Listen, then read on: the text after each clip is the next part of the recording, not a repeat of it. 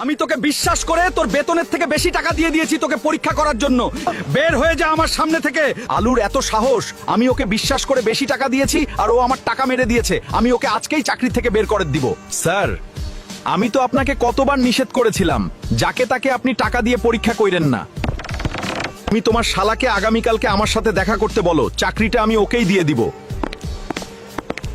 Sir, আপনাকে বোকা বানানো কত সহজ। এখন আমি আমার শালাকে এই কোম্পানিতে এনে তারপর কোম্পানি আমার নিজের নামে আসতে ধীরে করে ফেলবো।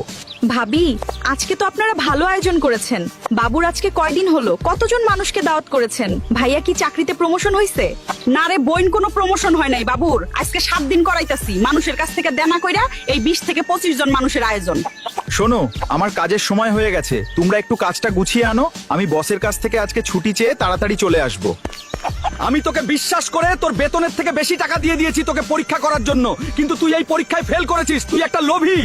স্যার, আপনি আমাকে ভুল বুঝতেছেন। আমি আপনার অফিসে গিয়েছি আপনার টাকা ফেরত দিতে, কিন্তু গিয়ে দেখি আপনি নেই। আমি আপনার ম্যানেজারকে টাকা দিয়ে চলে এসেছি। বের হয়ে যা আমার সামনে থেকে। তুই কোনোদিন আমার এই ফ্যাক্টরিতে ঢুকবি না। তুই একটা চোর, তুই একটা লোভী। শোন, তোকে আমি এখানে চাকরি দিয়েছি, এটা যাতে কেউ টের না পায়। যত দ্রুত পারিস জাল কাগজ তৈরি কর। এই কোম্পানি আমার চাই এবং বেগুনকে পৃথিবী থেকে সরানোর চিন্তা কর।